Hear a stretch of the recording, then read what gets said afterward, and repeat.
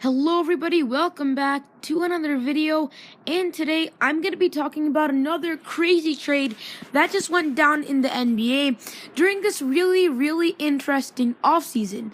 If you guys haven't heard about this trade already, basically what happened was Chris Paul from the Los Angeles Clippers opted back into his contract so the LA Clippers could trade him to the Houston Rockets. That is right, everybody. Chris Paul literally just got traded to the Houston Rockets.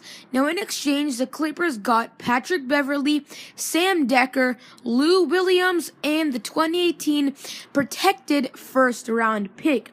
With that all being done and said, let's get started.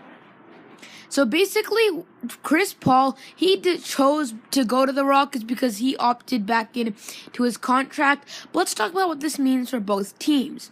Now, for the Los Angeles Clippers, obviously it means Chris Paul is gone, and now I think that this is a step they are taking towards the rebuilding process, because for the past few years, you clearly see the Clippers never getting deep enough into the playoffs. Really should start to rebuild, and by getting rid of Chris Paul and by Blake Griffin becoming a free agent, I think that they've just finally committed to the rebuilding process, just like the Chicago Bulls did with them trading Jimmy Butler. Now, but I think the Clippers are lucky that Chris Paul got back into his contract so they could trade him, so he didn't just walk away as a free agent for nothing. I mean, the one thing this means for a different team, the San Antonio Spurs, is that lots of people were expecting that Chris Paul, I expected this myself, was going to go sign with the Spurs in free agency.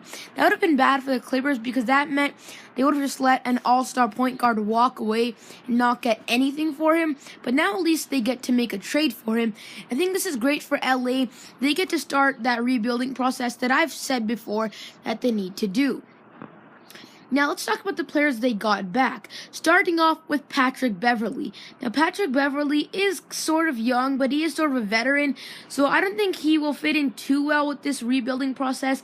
I don't think he's going to be a major key when they're playing, but I think he could serve once they get into the rebuild as sort of a veteran to sort of lead them in the locker room. I think he'll just be a good person just to have around as a veteran. And now let's talk about Lou Williams. Now, Williams is 30 years old, but he is definitely one of the best six men in the NBA. I know his former teammate Eric Gordon won the Sixth Man of the Year, but Lou Williams is still one of the best six men in the NBA.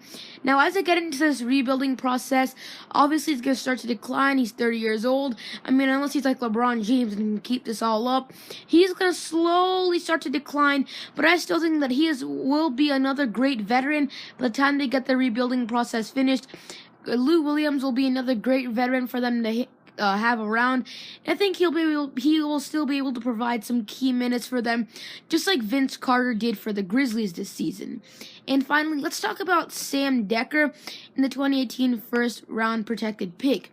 Obviously, that pick is going to go towards a young prospect to try and rebuild their team, try and get the Los Angeles Clippers back deep into the playoffs. But Sam Dekker, he's just a spot-up shooter.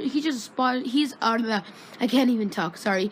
He's a spot-up shooter, and I think he'd be great for them. He's pretty young, so he fits in with them pretty well.